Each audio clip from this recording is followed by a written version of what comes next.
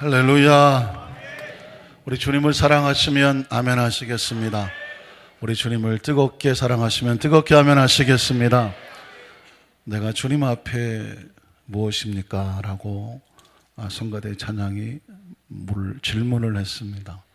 여러분은 어떻게 생각하십니까? 우린 주님 앞에 무엇일까요? 마른 막대기 아닙니까? 누가 그런 고백을 했나요?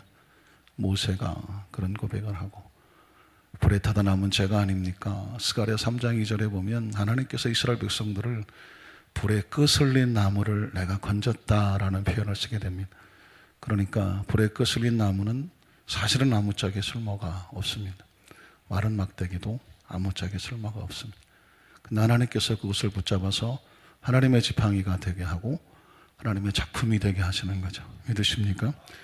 오늘 저와 여러분 한 주간 동안 또 우리의 삶 속에서 부족하고 모자란 것이 많지만 오늘 주님께서 우리를 하나님의 손에 붙잡아 하나님의 지팡이처럼 또 불에 끄슬린 나무처럼 우리가 보기에는 희망이 없지만 하나님 만드시면 누구도 상상할 수 없는 멋진 작품이 될 것을 우리는 믿습니다. 그래서 찬양하고 그래서 또 하나님께 감사하며 예배 드리는 줄로 믿습니다. 잠깐 기도할까요? 하나님 감사합니다. 그렇습니다. 우리는 참 부족하고 모자라고 많은 면에서 하나님 보기에 합당하지 못한 것들이 얼마나 많은지 모릅니다. 그럼에도 불구하고 하나님의 한량없는 은혜, 말할 수 없는 은혜, 그 사랑과 은총으로 자기 백성을 버리지 아니하시고 예수 그리스도를 통해서 천국 가는 길 하나님의 자녀 되게 하심을 감사합니다. 예배합니다. 찬양합니다. 경배합니다. 우리를 하나님의 지팡이가 되신 하나님 멋진 작품이 되게 하셔서 상상할 수 없는 무한한 가능성과 기쁨과 기적의 통로를 만드신 하나님, 오늘도 기대합니다. 말씀 타고 오셔서 하나님께서 마음껏 역사하시고 운행하시고 치료하여 주시고 비전과 꿈을 주시고 용기를 주시고 아이디어를 주시고 하나님 새로운 미래에 대한 하나님 환상을 주시고 하나님 축복을 가슴에 품게 하여 주셔서 이 예배가 우리 생애의 운명을 바꿔놓는 축복의 예배가 되게 하여 주시옵소서. 예수님 이름으로 간절히 축복하고 기도드리옵나이다. 아멘. 우리 자기서 한번 축복하십시오. 당신은 하나님의 작품입니다. 그것도 그냥 작품이 아니라 명품입니다. 그래. 할렐루야. 믿으십니까? 우리 한 사람 한 사람 하나님 만드신 멋진 작품인 것을 꼭 기억하시기를 다시 한번 주의 이름으로 축복합니다. 한번 따라 하실까요? 말씀이신 예수 그리스도를 믿는 신앙의 축복. 자, 말씀이신 예수 그리스도를 믿는 신앙의 축복, 이런 제목으로 말씀의 은혜를 나누기를 원합니다. 여러분 혹시 참 가슴 아픈 단어이긴 한데 명절 이혼 이런 단어 들어보셨습니까? 추석 명절이 끝나고 나니까 신문에 보니까 특집으로 나온 게 있는데 안타깝게 명절 이혼 이런 단어였었습니다. 아니 명절이면 얼마나 감사하고 귀하고 축복되고 행복해야 될 그런 단어 아닙니까? 그런데 안타깝게도 추석이든 또 구정 명절이든 명절을 치르고 나서 안타깝게도 이혼율이 증가하는 그런 현상을 벌이고 있기 때문에 신문에서 특집 기사로 나온 것을 보게 됩니다. 왜 기뻐해야 될 명절이 지난 다음에 이혼율이 증가하게 될까요? 신문에 난 사례를 보니까 평소 술을 즐기던 남편이 명절이라고 대낮부터 술에 취해 계셔가고 술을 좀 많이 드신 거죠. 그러니 대낮부터 술에 취해서 그냥 집에 뻗어 계시니까 남 부인이 볼 때 얼마나 힘들겠습니까? 그래서 아니 당신은 지금 명절인데 친정 시집 또 여러 친척들 아이들 함께 즐겁게 보내야 되는데 이거 대낮부터 술에 취해 계시면 어떻게 됐냐고 한 소리 하겠죠. 그랬더니 남편이 뭐라고 말하냐면 내가 일하느라고 너무 힘들어서 이제 명절이라고 좀 마음껏 마시고 싶은 술을 좀 마셨다고 그걸 가지고 볶느냐고. 또 남편은 그게 서운해서 부인에게 한마디 해야 된단 말입니다. 이렇게 주고받는 말이 치명적인 상처가 되니까 결국은 그 명절이 기쁨의 시간이 아니라 아주 지옥 같은 시간이고 결국은 끝나고 나면 돌아서자 갈라서자 이런 소리가 나오게 된다는 것입니다.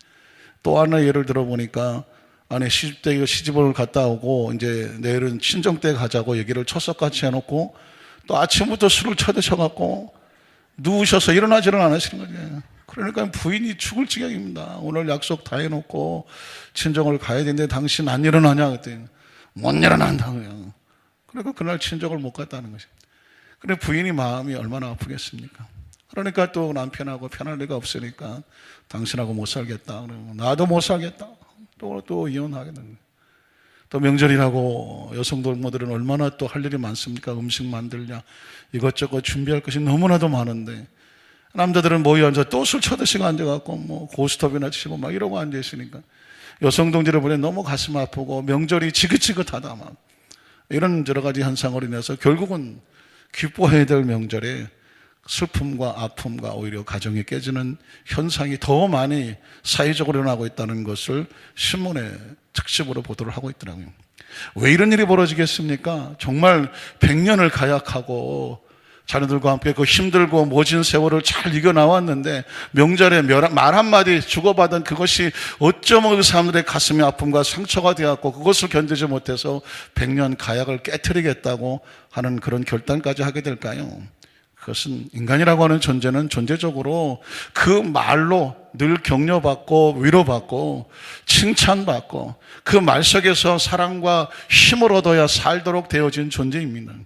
그런데 그 사랑과 격려와 칭찬을 받아도 시원찮을 판에 그 말로 상대를 찌르고 공격하고 때로는 뭐 욕설하고 저주하고 번호 폭력을 휘두르면 사람은 마치 풍선 빠진 바람처럼 그냥 주저앉아 버리고 만나는 것입니다. 그러니까 그냥 눈에 보이지 않는 것 같지만 그 말 한마디가 얼마나 무섭게 결과를 가져온지를 알게 됐죠. 여러 가지 말의 속담 중에서도 가장 가슴 아픈 거 한 가지는 뭐냐면 한번 따라 하실까요? 입술에 30초, 가슴에 30년이에요. 입술에 30초 그냥 툭 던져진 말 한마디인데 받는 사람은 가슴에 30년을 아픔과 상처로 고통당한다는 것입니다. 아마 이렇게 얘기하면 여성 동지들은 맞아 그랬을지도 몰라. 그러나 여러분 여성 동지들만 그렇지 않아요. 남성 동지들도 맞아 그런단 말이죠. 왜냐하면 남성은요 인정을 받아야 사는 존재거든요. 무엇을 인정받습니까? 말로 위로받고 격려받고 인정받아야 되는데 무심껏 던져진 무시하는 말 한마디는요 남자들의 가슴 속에는 30년 아니나 300년이 있어도 고통과 아픔이 된다는 것이죠. 그러니까 우리의 일상생활도 마찬가지고요. 신앙생활 속에 돌이켜보면 아하 하나님께서 사람을 창조하시고 그 삶 가운데 축복하시는 철저하게 말씀으로 창조하고 말씀으로 축복하시고 말씀으로 인도하시기 때문에 우리의 삶의 현장 가운데 하나님의 말씀의 중요성과 함께 그 말씀을 선물로 받은 저와 여러분의 삶의 현장 속에서도 그 말씀과 그 언어를 어떻게 사용하고 살아가야 되는지가 얼마나 중요한지를 우리 함께 말씀을 나누면서 은혜 나누는 시간 되기를 주의 이름으로 축복합니다. 우리는 첫 번째로 하나님은 천지 창조를 말씀으로 하셨습니다. 그리고 그 말씀으로 모든 존재를 축복하시는 모습을 발견하게 됩니다. 여러분 기억하십니까? 창세기 1장 1절로 3절을 보면 하나님의 천지를 창조하시는 것인데 너무나 잘하시는 말씀이지만 이 천지가 창조가 되는 가운데 하나님 말씀하신 현상을 가만히 살펴보면 말씀을 선포하면 말씀대로 존재하게 된다는 것입니다. 태초에 하나님의 천지를 창조하시니라. 땅이 혼돈하고 공허하며 흑암이 깊음 위에 있고 하나님의 영은 수면 위에 운행하시더라. 하나님이 이르시되 빛이 있으라. 자, 하나님께서 말씀하시는 것입니다. 하나님의 언어이죠. 우리도 언어가 있고 우리도 말을 하니까요. 이 말에는 어떤 능력이 있냐면 하나님이 이르시되 빛이 있으라 하시니 빛이 있었고라고 말합니다. 성경은 이렇게 기록하고 있지만 그 내용을 살펴보면 말씀은 선포되면 말씀은 존재케 한다는 거죠. 한번 따라하실까요? 말씀이 선포되면 말씀대로 존재된다. 속담에는 뭐라고 말합니까? 말이 뭐가 된다? 씨가 된다는 얘기는 다시 똑같은 얘기 아닙니까? 말이 선포되면 씨처럼 씌워져서 지금 당장은 나타나지 않을지 모르지만 언젠가 그 씨가 자라서 성장하고 싹이 나고 줄기를 뽑고 결국은 열매를 맺는데 그 열매를 누가 먹게 될까요? 말한 사람이 먹게 되는 것입니다. 말씀이라고 하는 것이 얼마나 놀라운 능력이 있냐면 성경은 뭐냐면 그대로 되더라 라는 것을 계속 강조하고 있습니다. 창세기 1장 7절을 보면 이렇게 말합니다. 하나님의 궁창을 만드사 궁창 아래 물과 궁창의 물로 나누게 될지어다 하시니 어떻게 되더라? 그대로 되더라. 성경은 지금 우리에게 하나님의 말씀이 선포되면 말씀은 그대로 존재한다, 말씀에는 존재하는 역사가 나타난다는 것을 가르쳐주고 있죠. 9절에도 말하고 있습니다. 9절을 보니까 하나님이 이르시되, 말씀하는 것이죠. 천하의 물이 한 곳으로 모이고 물이 묻히 드러날지어다 하시니 어떻게 되더라?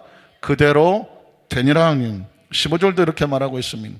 또 광명체들이 하늘에 궁창이 있어서 땅을 비추라 하시니 그대로 되니라 라고 말하고 있습니다. 한 군데만 더 찾아볼까요? 24절을 보니까 하나님이 이르시되 땅은 생물을 그 종류대로 내되 각 축과 기는 것과 땅의 짐승을 종류대로 낼지어다 하시니 어떻게 되더라? 그대로 되니라는 거죠. 그러니까 이 말씀 속에는 그 말씀이 선포되면 그 말씀은 존재케 된다라는 것을 선포하고 있습니다. 그리고 하나님께서는 그 선포된 것을, 창조된 것을 보시고 하나님 보시기에 좋았더라. 말씀이 말씀대로 이루어지면 그 말씀에 따른 것을 보고 하나님께서 기뻐하시는 모습을 볼 수가 있습니다. 창세기 1장 4절로 5절을 보면 빛이 하나님 보시기에 어떻게 됐더라? 좋았더라. 그러니까 하나님의 말씀이 선포되면 말씀대로 이루어진 그 존재를 보고 하나님께서는 기뻐하시는 것을 볼 수가 있습니다. 10절에도 보면 이렇게 말합니다. 하나님이 묻을 땅이라 부르시고 모인 물을 바다라 부르시니 하나님 보시기에 좋았다는, 아주 중요한 말이 아닙니까? 이 세상에 아무리 귀한 것이 존재하더라도 하나님 보시기에 좋지 않았더라 그러면 의미가 없는 것입니다. 그걸 저주라고 말하는 것입니다. 축복은 무엇이 축복이냐? 하나님 보시기에 어떻게 됐더라? 좋았더라가 축복인 것입니다. 12절에 보니까 이렇게 말합니다. 땅이 풀과 각기 종류대로 씨 맺는 채소와 각기 종류대로 씨 가진 열매 맺는 나무를 내니 하나님 보시기에 좋았더라. 여러분 보시기에는 어떻습니까? 좋은가요? 하나님 보시기에 좋았다를 자꾸 읽어보니까 갑자기 기분이 굉장히 좋아지더라고요. 하나님 보시기에 좋다고 하면 얼마나, 하나님이 좋으시면 얼마나 좋습니까? 여러분 18절에 보니까 이렇게 말합니다. 낮과 밤을 주관하게 하시고 빛과 어둠을 나누게 하시 하나님 보시기에 좋았던. 성경은 이렇게 반복해서 기록해 놓고 있었을까요? 말씀하시면 그대로 되고 말씀대로 이루어진 것을 보고 하나님께서 기뻐하시는 모습을 성경은 기록하고 있죠. 25절도 이렇게 말합니다. 하나님이 땅의 짐승을 그 종류대로 가축을 그 종류대로 땅에는 모든 것을 그 종류대로 만드시니 하나님 보시기에 어떻더라? 좋았더라. 여러분 기억하십시오. 하나님께서 우주 만물을 창조하실 때 말씀으로 창조하셨는데 말씀에는 어떤 능력이 있느냐? 존재케 한다. 두 번째, 말씀대로 존재케 되는 거 하나님께서 기뻐하시고 좋았더라. 하나님께서 기뻐하시는 것이다. 남은 것이 있다면 뭐가 있냐면 하나님 기뻐하시면 그 삶을 축복하시는 것입니다. 그래서 하나님께서 세 번째 하나님은 천지 창조를 하실 때에 하나님께서 그 지어진 것을 놓고 보시기에만 좋은 것이 아니라 복을, 말씀으로 복을 선포하시는 것을 발견합니다. 창세기 1장 26절을 보면 하나님이 이르시되 우리 형상을 따라, 여러분 저와 여러분이 어떻게 만들어진 존재냐면 하나님의 형상을 따라 하나님의 모양대로 우리가 무엇을 만들고?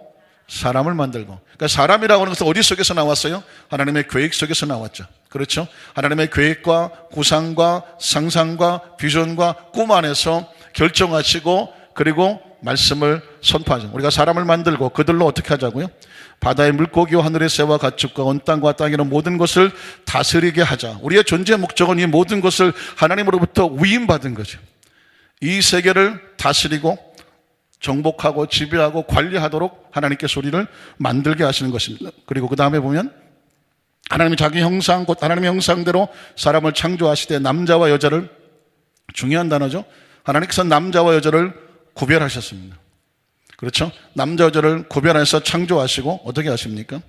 하나님이 그들에게 복을 주시며 라고 하면 이 구절이 얼마나 귀한지 몰라요.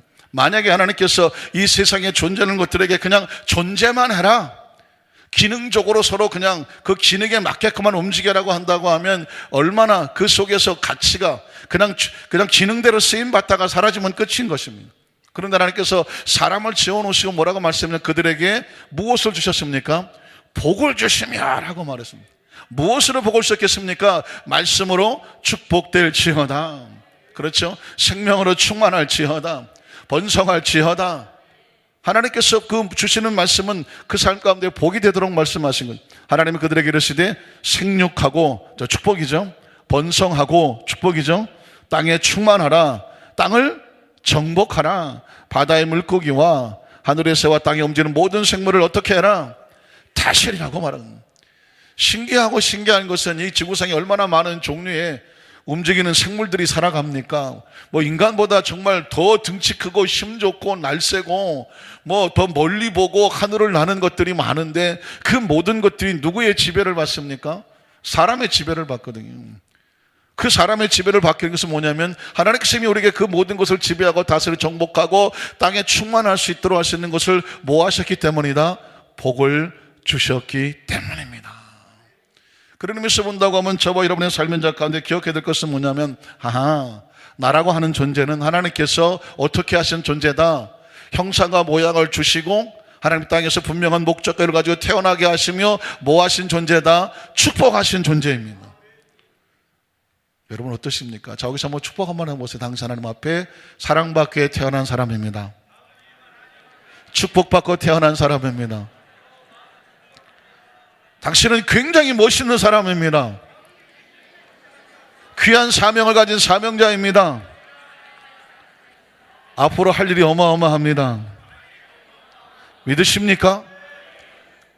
우리는 인간은 그래서 이 하나님의 형상과 모양이 뭐냐면 하나님이 나를 축복하시고 하나님께서 나에게 귀한 사명을 주시고 하나님 안에서 살아야 될 목적과 이유가 있다라고 하는 것이 가슴에서 꿈틀꿈틀고 살아야 그 자존감이라고 말하는데 삶의 희망과 의욕이 있는 것입니다. 많은 사람들이 스스로 자기를 절망합니다. 좌절합니다. 나는 못한다, 안 된다. 나는 과거에 많은 실패를 했다. 나는 많이 배우지 못했다. 나는 병약하다. 난 여러 가지 열등감이 많다. 또 세상에 많은 사람과 비교해 볼 때 남들은 금수저인데 나는 흙수저다. 이렇게 가면서 스스로 자기 자신을 자꾸 비하하려고 합니다. 우린 존재적으로 금수저입니다. 아니, 존재적으로 복수저죠. 복수저가 뭘까요? 하나님께서는 존재적으로 저와 여러분이 어느 집에 태어났든 어떻게 태어났든 남성이든 여성이든 무슨 잘났든 못났든 아무 상관없어. 하나님은 존재적으로 복이 될지어다. 하나님이 축복하시고 그게 축복이 하나님이 축복하시도록 만들어 놓은 것이 뭐냐면 저와 여러분입니다. 그래서 이제까지 삶을 살아가면서 우리 가슴을 짓누르고 아프고 상처 줬던 그 모든 상처들, 아픔들, 열등감들, 실패감들, 죄책감들, 무능력함들, 또 현재 보이지는 인간의 어떤 판단과 경험 속에서 남하고 비교해서 스스로 자기를 피하려는 것들, 이 모든 것들은 하나님의 마음에 맞지 않는 것입니다. 하나님은 자기 백성들을 축복하시고 복을 주신 분입니다. 여러분 이런 찬양을 기억하십니까? 당신은 사랑받기 위해 태어난 사람. 우리 한번 두 손을 가슴에 얹고 이 찬양을 한번 불러보겠습니다. 이 찬양을 부를 때 여러분 자신을 축복하세요. 여러분 가슴을 좀 쓰다드시면서 너는 사랑받기 태어난 존재야. 하나님 축복하시는 존재야. 온전히 여러분 자신을 축복하는 겁니다. 우리 같이 한번 찬양해 보겠습니다.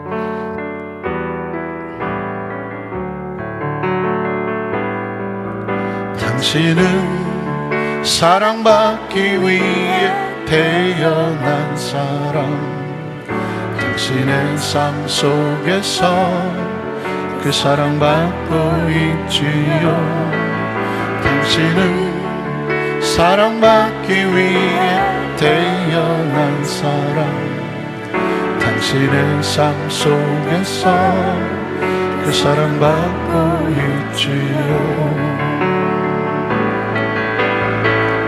태초부터 시작된 하나님의 사랑은 우리의 만남을 통해 열매를 맺고 당신이 이 세상에 존재함으로 인해 우리에겐 얼마나 큰 기쁨이 많이 쓰다듬어 주세요.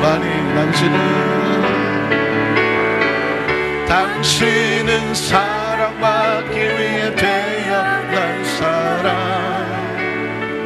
지금도 그 사랑 받고 있지요. 당신은 사랑받기 위해 태어난 사람.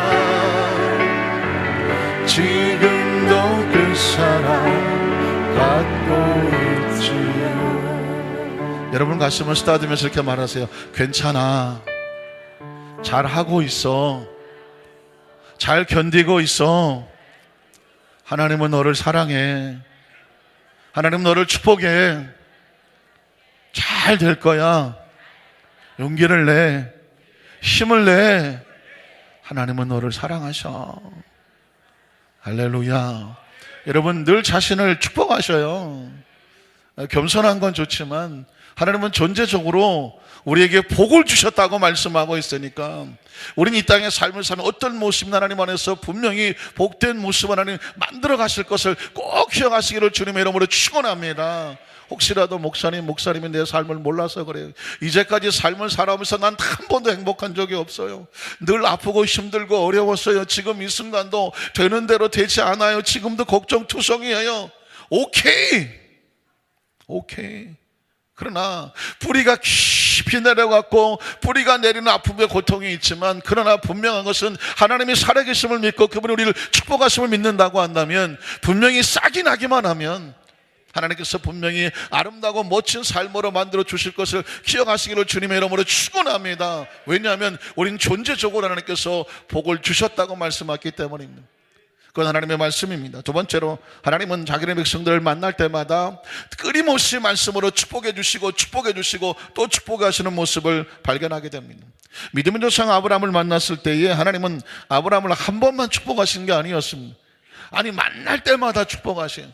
혹시 그런 노래 아십니까? 만나면 이거 어디 방송국 CMC 같은. 만나면 좋은 친구. 참 잘 만들었더라고요. 방송국 CM송인데 만나면 좋은 친구 참 좋은 건데, 여러분 보시니까 하나님은 자기 백성을 만나면요 좋으신 하나님이셔서 계속 축복을 하세요. 여러분 창세기 12장 1절로 4절은 하나님께서 아브라함을 처음 만난 거거든요. 처음 만났을 때 하나님은 축복하시죠. 야훼께서 아브라함에게 이르시되 너는 너희 고향과 친척과 아버지 집을 떠나서 내가 내게 보여줄 땅으로 가라. 그러면 어떤 일이 벌어집니까? 내가 너로 큰 민족을 이루고 내게 복을 주어 내 이름을 창대하게 하리니 너는 복이 될 것이다. 아브라함은 하나님께서는 처음 만날 때 그를 축복하고 있지 않습니까? 너를 축복한 자에게 내가 복을 내리고 너를 저주한 자에게는 내가 저주하려는 땅의 모든 족속이 너로 말미암아 무엇을 얻습니까? 복을 얻을 것이다 라고 말씀합니다. 그래서 4절에 보면 이 아브라함이 야훼의 무엇을 따라갔습니까? 말씀을 따라간 것입니다. 그러니까 그 축복하시는 말씀을 붙잡고 말씀을 따라가는 것입니다. 그러면 창세기 13장에 보면 14절로 17절에도 보니까 롯이 아브라함을 떠난 후 야훼께서 아브라함에게 이르시되 너는 눈을 들어. 자, 이젠 하나님께서 아브라함을 만나면 가장 먼저 입을 여사는 거 무엇이냐면 축복하시는 것입니다. 롯이 아브라함을 떠났습니다. 이제 아브라함은 홀로 남았습니다. 야훼께서 아브라함에게 이르시되 너는 눈을 들어서 너 있는 곳에서 북쪽과 남쪽과 그리고 동쪽과 서쪽을 바라보라. 왜 바라볼까요? 보이는 땅을 내가 너와 네 자손에게 줄 것이다. 그 땅은 일생인 것이 아니라 영원한 땅이 될 것이다. 16절에 내가 네 자손의 땅에 티끌 같게 만들어 줄 것이다. 축복의 선언 아닙니까? 사람의 땅에 티끌을 등이 셀 수 있을진데 네 자손도 세리라. 셀 수 있다는 것입니까? 셀 수 없다는 것입니까? 셀 수 없는 것입니다. 땅의 먼지를 우리가 어떻게 셉니까? 땅의 먼지를 셀 수 없다면 네 축복의 자손도 셀 수 없을 것이다 라고 말씀하는 것입니다. 너는 일어나 그 땅을 종과 횡으로 두루다녀보라. 내가 그것을 너에게 준다라고 말씀하셨습니다. 하나님은 아브라함을 만나면 만났을 때마다 축복을 하셨습니다. 15장에도 보면 1절로 7절인데요 또 축복입니다. 이후 야훼의 말씀이 환상 중에 아브라함이 이르시되 아브라함아 두려워하지 말라. 나는 너의 방패다. 너의 지극히 큰 상급이니라.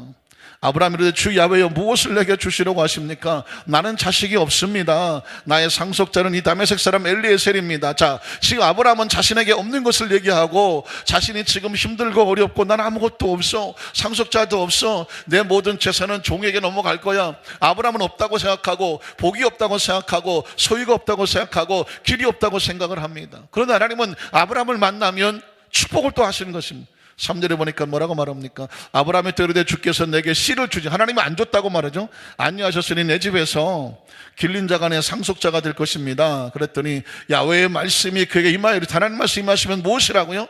축복이라고 선포합니다. 그 사람이 내 상속자가 아니다. 내 몸에서 날 자가 내 상속자가 되리라 하시고 그를 이끌고 밖으로 나가서 이르시되 하늘을 우러서 무뼈를 셀 수 있나 보라. 셀 수 있습니까? 셀 수 없습니까? 셀 수 없죠. 셀 수 없을 만큼 그에게 이르시되 내 자손이 이와 같을지어다며.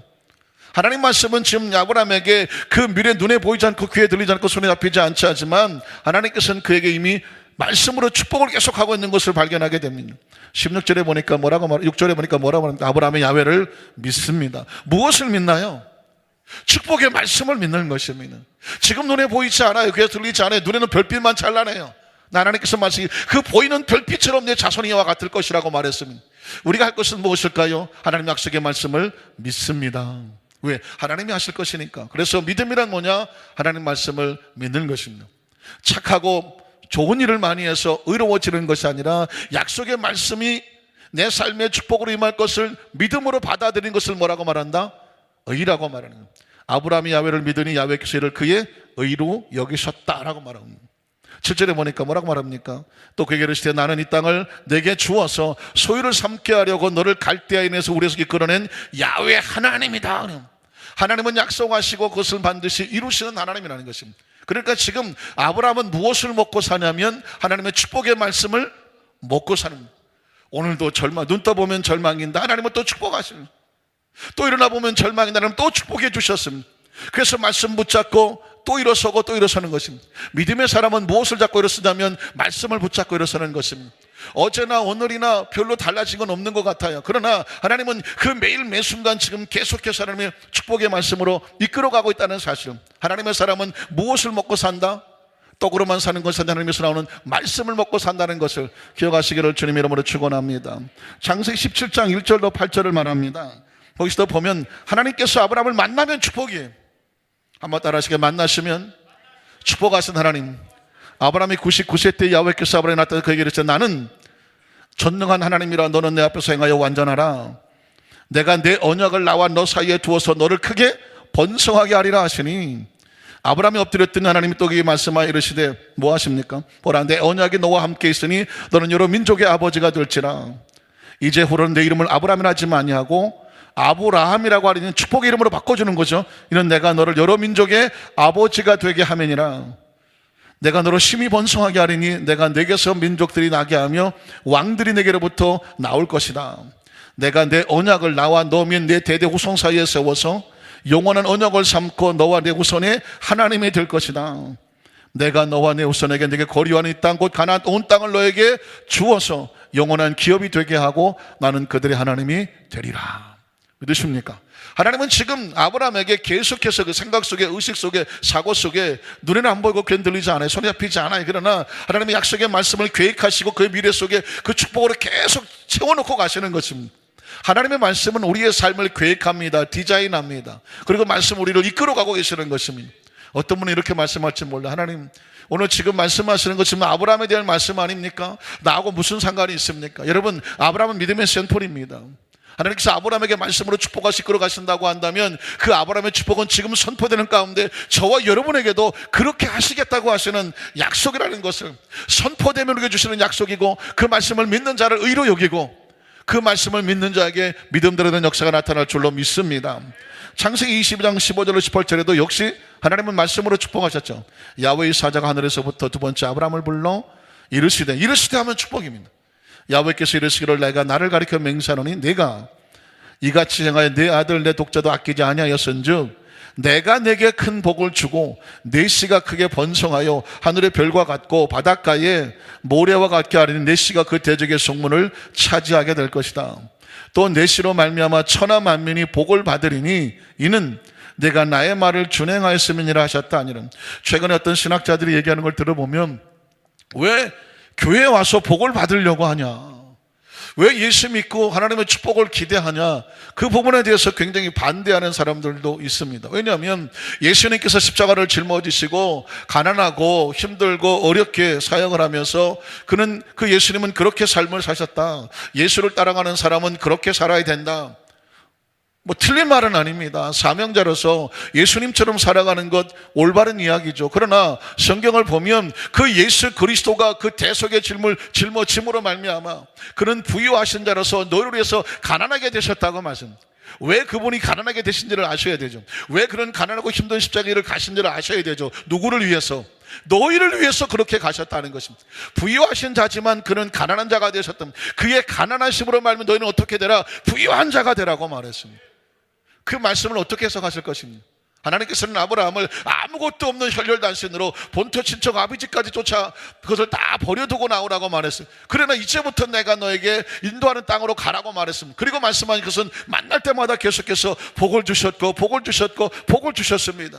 하나님은 당신의 백성들을 복되게 하십니다. 이유가 뭘까요? 잘 먹고 잘 살라는 것이 아닙니다. 그 말씀에 복을 받고 생활에 복을 받고 헌금에 복을 받아서 나누어 주고 구워주 베풀어 주면 하나님의 거룩한 나라에 선교하고 비전하며 꿈을 이루도록 주님의 축복의 통로로 쓰임받기를 원하시는 줄로 믿습니다. 아브라함만 그런 것은 아니었습니다. 여러분 아시는 것처럼 혈혈단신 홀로 남겨진 야곱을 축복하실 때도 하나님은 복을 주셨습니다. 창세기 28장 10절로 15절에 보면 야곱이 부엘세바에서 떠나 하란으로 향하여 가더라. 아시는 것처럼 아브라함이 본토 친척 아비집을 떠나서 빈손이었던 것처럼 야곱도 부엘세바 앞 정들었던 엄마 아버지 있었던 것, 그 모든 것이 안락했던 것을 놓고 하나님 말씀 하나 붙잡고 홀로 떠나게 됩니다. 아무것도 없는 것. 그리고 염려하고 걱정되지 않겠습니까? 그런데 여러분 보십시오. 염려 걱정하도록 내버려 두지를 않습니다. 하나님 마음은 어떨까요? 하란으로 향하여 하더니 한 곳으로서는 해가 진지라 거기서 유숙이죠. 노숙입니다. 유숙하려 그곳에서 한 돌을 가져다가 베개를 삼고 거기 누워 자들. 아무것도 없었으니까요. 그런데 하나님께서는 그 야곱의 삶을 축복합니다. 꿈에 본즉 사닥다리가 땅 위에 서 있는데 곡대기가 하늘에 닿았고, 또 본즉 하나님의 사자들이 그 위에서 오르락내리락 하고, 또 본즉 야훼께서 그 위에 서서 이르시되 나는 야훼니 너희 조부 아브라함의 축복의 하나님이고 이삭의 축복의 하나님이라 내가 누워있는 땅을 내가 너와 내 자손에게 어떻게 할 거라고요? 주신다고 말씀하셨습니다. 이건 축복의 선언이죠. 아무것도 없는 야곱에게 하나님께서는 그 미래 약속을 이미 축복해 놓고 있는 것입니다. 그 다음 절을 보면 내 자손이 땅에 티끌같이 되어서 내가 서쪽과 동쪽과 북쪽과 남쪽으로 퍼져나갈 것이다. 땅의 모든 족속이 너와 내 자손을 말미암아 무엇을 받아요? 복을 받게 될 것이라고. 아무것도 없는데 지금 야반 도주와 외삼촌 라반의 집으로 홀로 떠나는데 앞길이 어떻게 될지 아무도 모르겠는데, 그러나 하나님께서는 우리 앞길을 보고 계시는 거지. 야곱이 앞길을 보고 계시는 것입니다. 지금은 빈손 같은데 아무도 의지할 것이 없는 것 같다. 하나님은 그에게 그 땅을 주실 것이며 동서남북으로 퍼져나게 될 것이며 땅의 모든 족속이 너와 내 자손 통해서 복을 받게 될 것이다 라고 말씀합니다. 우린 무엇을 믿고 삽니까? 우리의 감각을 믿고 삽니까? 눈에 안 보인다고, 귀에 안 들리는데 손에 안 잡힌다고 감각에 의존하고 살아갑니까? 하나님 말씀은 아브라함처럼 무엇에 의존합니까? 약속의 말씀을 따라가 사는 것입니다. 말씀을 믿으면 의로운 자라고 주님께서 인정해 주시는 것이죠. 그래서 15절에 보면 내가 너와 함께 있어서 내가 어디로 가든지 너를 지켜주며 너를 이끌어 이 땅으로 다시 돌아와 회복하게 될 것이다. 내가 네게 허락한 것을 다 이루기까지 너를 떠나지 아니하리라. 믿으십니까? 그러니까 하나님께서는 지금 제가 샘플로 몇 군데만 읽어서 그렇지 자기 백성이 홀로 남았다고 절망하고 좌절하고 낙심하게 하지 않습니다. 어떻게 하십니까? 인간적인 의지가 끊어지고 홀로 남는 것 같은데 더 놀라운 축복이 있습니다. 왜? 하나님이 일하시는 거죠. 사람 의지하다가 실망하시지 마십시오. 사람 의지하고 환경 의지하다가 서운해하지 마십시오. 무너지지 마십시오. 절망하지 마십시오. 야곱에게 절대 의지는 어머니였었습니다. 어머니만 있으면 어머니가 다 해줬습니다. 그런데 하나님께서는 그 형 에서의 분노를 이용해서 야곱과 어머니를 분리시켜 버립니다. 외삼촌 라반이라고 가봤자 발로 찔러도 피도 안 나올 사람에게로 보냅니다. 환경적인 절망이죠. 두려움입니다. 야곱은 그래서 눈물을 흘렸을지 모릅니다. 그런데 하나님을 말씀합니다. 이제부터는 내가 너와 함께 있어 줄게. 네가 어디로 가든지 이제까지는 네 엄마가 아니라 내가 너와 함께 있어 줄게. 내가 너를 지켜줄게. 내가 너를 회복시켜 줄게. 그 약속을 다 이룰 때까지 내가 너를 떠나지 않아 줄게.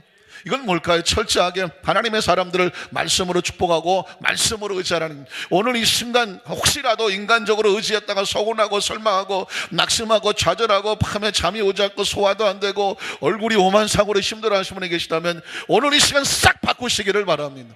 이제부터는 하나님이 하신다. 믿으십니까? 믿으십니까? 최근 어떤 장로님께서 아유 아드님한테 뭐 좋은 소식이 오시고 있습니까? 라고 물으시면서 우리 성도들께서 좀 궁금해 하시는구나. 늘 기도하시니까 궁금하시겠죠. 사실은 이제 저희 아이가 그런 사고를 나고 나서 물론 이제 경과를 잘 관정을 해드렸습니다만은 그전에는 한 달에 한 번 뭐 두 번 전화할 만 해도 지가 알아 잘 하겠지. 그런데 이제 사고가 난 날부터는 이제 매일 전화를 합니다. 핑계김에 매일 오늘 아침에도 전화를 일어나자마자 통화를 하고 왔는데 매일 전화를 하는데 뭐 점점 좋아지죠. 굉장히 좋아지고 거의 뭐 90%, 95% 이상 정상으로 활동을 하고 뭐 지금 열심히 운전도 하고 자기 하던 거를 하고 있는데, 제가 95% 한 것은 뭐냐면은 아직 이제 부은 것들, 또 이제 머리가 깨졌던 것들, 뭐 수술했던 거, 이런 것들이 이제 아무는 과정이 남아있기 때문에 95%라고 말씀드렸지만, 위에서 여러분 계속 기도해 주셔서 정상적으로 잘 아물고, 뭐 시간이 좀 필요한 거니까 아물고 해서 하도록 기도해 주셨으면 좋겠습니다. 근데 이 아이하고 대화하다 보면 깜짝깜짝 놀라는 게 뭐냐면, 몰랐던 사실들을 하나씩 깨닫게 되는 것이거든요. 제가 먼저 말씀을 드렸지만, 하나님께서 그 아이가 사고 난 순간 하나님께서 그를 붙잡아 주셨다는 것을 그 아이가 알게 하시고, 하나님이 나를 캐치했다라는 고백을 하게 하시고, 그래 하나님께서 천국의 문도 보여주셨다고 말씀하셨고, 음성도 들려주셨다고 그랬지 않습니까? 아직 올 때가 되지 않았다는 음성도 들었고, 그리고 이제부터 하나님 일을 하면서 살아라고 하는 음성도 들었다고 하는 거예요. 그런데 제가 최근에 걔하고 대화하다가 보니까 사실은 사고가 나는 순간에 자기는 기절을 했다고 하더라고요. 그게 맞는 말일 거예요, 그죠? 기절을 했겠죠.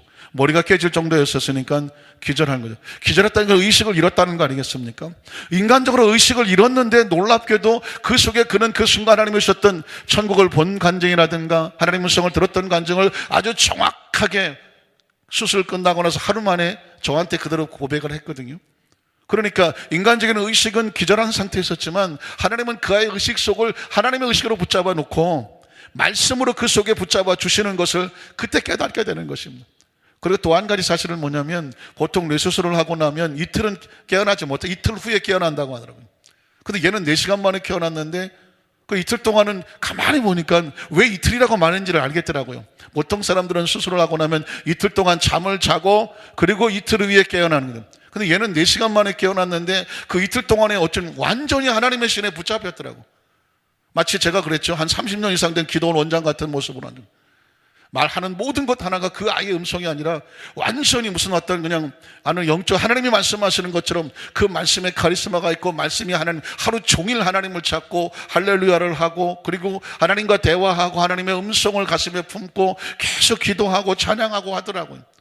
이제 돌이켜 가만히 생각해 보니까 수술을 마치고 나와서 그 충격과 아픔과 고통이 얼마나 심하겠습니까? 그러니까 다른 사람들은 이틀 동안 잠을 자는 게 맞는 것 같아요.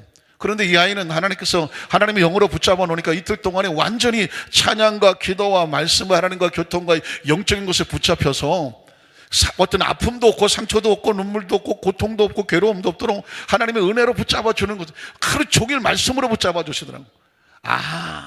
제가 깨닫는 게 있었습니다. 하나님의 자녀들이 힘들고 어려운 고통의 시간을 지나갈 때 하나님께서 무엇으로 붙잡아 주시느냐? 말씀으로 붙잡아 주시는 거죠. 어제는 교회 가서 2시간을, 철야배 2시간을 하나님 앞에 엎드려서 눈물로 기도하고 왔다고. 오늘 아침에 통화하는데, 아빠 어제 철야 가서 2시간 하나님 은혜에 감사해서 눈물로 2시간을 기도하고 왔어요. 그래, 잘했다. 그러고 아침에 통화를 하고 왔는데 문득 생각나는 게 뭐냐면, 신명기 1장 28절로 31절에 보니까 이스라엘 백성이 광야를 지나갈 때 하나님께서는 자기 백성을 가슴에 끌어안았다는 표현을 쓰거든요. 저는 그냥 문자적인 표현 같고 시적인 표현 같고, 자기 백성 어떻게 끌어안고 갔었을까, 무슨 말인지를 알았어요. 하나님 백성이 힘들고 어려운 광야를 지나갈 때 하나님께서는 무엇으로 자기 백성을 안아주시느냐? 말씀으로 안아주시는 것이죠. 두려워하지 마라, 힘을 내라, 용기를 내라. 이 광야가 결말이 아니다, 종착지가 아니다. 광야는 지나간다. 너희서 가나안 땅이 예배되어 있다. 믿으십니까? 오늘 저와 여러분, 하나님께서 늘 저 앞에 나와서 말씀을 듣는 이유가 뭘까요? 지금 이 시간 가정이 광야 같습니까? 사업이 광야 같습니까? 인생의 삶이 광야 같습니까? 하나님께서 무엇으로 안아주십니까? 하나님의 말씀으로, 말씀을 들을 때, 말씀을 읽을 때, 말씀이 선포될 때, 말씀이 용기가 되고 희망이 되고 치료되고 격려가 되고 축복이 되어져서 우리를 이 땅에서 말씀으로 안고 가시다는 사실을 기억하시기를 주님의 이름으로 축원합니다. 마지막 3번째로, 그래서 오늘 예수님이 말씀으로 오셔서 우리 삶 전체를 안아주시는 축복이 바로 말씀이신 예수 그리스도 이 땅에 오신 것입니다. 자, 오늘 성경책 한번 가만히 읽어드릴게요. 예수님이 말씀이신 것을 말씀으로 봉독하겠습니다. 자, 요한복음 1장 1절에 보니까 이렇게 기록하죠. 태초에 말씀이 계시니라, 이 말씀이 하나님과 함께 계시니 이 말씀은 곧 하나님이시라. 자, 예수 그리스도가 말씀이시고 그 예수 그리스도가 말씀과 함께 있었다는. 그래서 두 번째 뭐냐면, 그 예수님은, 말씀이신 예수님은 천지를 창조하셨습니다. 2절로 3절에 보면 그가 태초 하나님과 함께 계셨고 만물이 그로 말미암아 예수 그리스도로 말미암아 지은 바 되었으니 지은 것이 하나도 예수 그리스도 없이는 된 것이 없다는. 예수님은 말씀이고 예수님은 창조주였었죠. 그 예수님 안에 생명이 있습니다. 4절에 보니까 그 안에 그가 누굴까요? 말씀이신 예수 그리스도, 그 안에 생명이 있었으니 이 생명은, 예수 그리스도의 생명은 사람들의 빛이라고 말씀하고 있습니다. 그 예수를 믿음으로 뭐가 될까요? 이 말씀을 믿음으로 하나님의 자녀가 되죠. 요한복음 1장 12절로 13절입니다. 영접하는 자, 곧 그 이름이 뭘까요? 말씀이신 예수 그리스도 이름을 믿는 자들에겐 하나님의 자녀가 되는 권세를 주시는 것입니다. 그 13절에 보면 이런 혈통이나 육적으로 되는 것이 아니라고 말했죠. 무슨 누구를 믿어야 되나요? 무슨 신천지 무슨 교주를 믿고 무슨 통일교 교주를 믿어갖고 하나님의 자녀가 되는 것이 아니라, 혈통으로 육적으로 되는 것이 아니라 사람의 뜻으로 나지 아니하고 오직 하나님께로부터 난 자라고 말씀하고 있는 것입니다. 또한 여러분, 말씀인 예수님을 믿으면 무엇을 얻게 될까요? 영생을 얻게 되죠. 요한복음 3장 13절로 17절이죠. 하늘에서 내려온 자 곧 인자 외에는 하늘에 올라간 자가 없느니라. 그래서 모세가 광야에서 뱀을 든 것 같이 인자도 들려야 할 것이다. 이런 그를 믿는, 그가 누굴까요? 말씀이신 예수를 믿는 자마다 영생을 얻게 하려 하십니다. 하나님의 세상을 이처럼 사랑하사 독생자 예수 그리스도 말씀을 우리에게 주셨으니 이는 그를 믿는 자마다, 말씀이신 예수를 믿는 자마다 멸망하지 않고 영생을 얻게 하려 하십니다. 믿으십니까? 그 예수 그리스도, 말씀이신 예수를 믿음으로 우리는 죄에서 용서를 받게 되고, 질병에서 치유를 받게 되고, 가난과 저주에서 축복을 받게 되고, 아시는 것처럼 말씀이신 예수 그리스도가 길이 되고 진리가 되고 생명이 되고, 그가 예비하신 천국으로 이 땅에서 하나님의 자녀로 살다가 영원한 천국에 함께 임하게 되는 줄로 믿습니다. 말씀을 정리하기를 원합니다. 사랑하는 성도 여러분, 예수 그리스도는 하나님의 말씀입니다. 그 말씀은 또 하나님이십니다. 우리가 태초에 하나님께서 천지를 창조하셨을 때 말씀으로 창조하셨다고 했죠. 말씀은 선포되면 존재합니다. 그 말씀은 축복이 됩니다. 예수 그리스도는 말씀이시기에 우리에게 그 말씀으로 다가오셨습니다. 그리고 하나님은 지금도 법칙대로 자기 백성을 말씀으로 축복하시는 것입니다. 그러니 여러분, 말씀 속에 산다는 것이 얼마나 감사한지 모릅니다. 우리는요, 세상에서 왜 상처를 받습니까? 세상은 우리를 축복하지 않습니다. 비난하고 정죄하고 손가락질하고 공격합니다. 우리는 하나님 말씀을 통해 계속 축복을 받아야 돼요. 예배 가운데 말씀이 선포되고, 여러분이 찬양 가운데 하나님 말씀이 들려지고, 기도하는 가운데 말씀이 들려지는 것입니다. 여러분 가정에서 때로 말씀을 묵상할 때 하나님 말씀을 들려주는 것입니다. 말씀을 붙잡고 말씀으로 승리하고, 말씀 안에 생명을 갖고 말씀하신 예수를 믿는 신앙으로 승리하시기를 주님의 이름으로 축원합니다.